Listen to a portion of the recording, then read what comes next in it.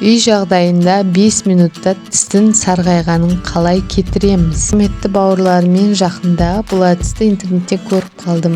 Оңай әдіс екен деп өзім жасап көрейін, және де көрермендеріме көрсетейін деп, сіздерге көрсетейін деп өзім бірінші осы видеода жасап жатырмын. Өте оңай тәсіл екен. Қазір бірге жасаймыз. Соңына дейін қараңыз. Видео ұнаса каналыма тіркеліп лайк басып, және де достарыңызбен сарғайып кеткен тістер, сарғайып кеткен достарыңызбен бөлісе жүріңіздер. Бұл интернетте TikTok'тан алынған әдіс. Соны мен өзіме тәжірибе жасап көру үшін сіздерге көрсетіп отырмын. Бірінші активный уголь алу керек. Активный уголь үйден тауып алдым. Өзімде шамалақ қалған екен. Соның біреуін ұсаттым.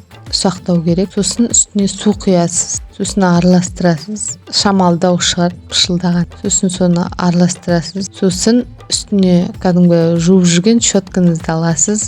Сосын щетканы алғаннан кейін сонымен активный угольға батырып тісіңізді жуасыз. Сол активный уголь, бір активный уголь біткенше жуасыз. Жақсылап жанын, үстін барлығын.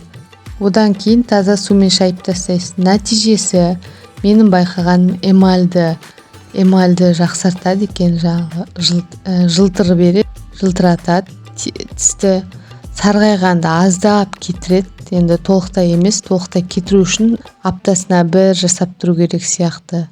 Басқа өзгеріс байқаған жоқпын. Сіздер де жасап көруіңізге болады. Әркімнің тісі әртүрлі, мүмкін сіздердегі сарғаюды кетіретін шығар. Құрметті бауырлар, тәжірибем ұнаса каналыма лайк басып кетуді ұмытпаңыздар.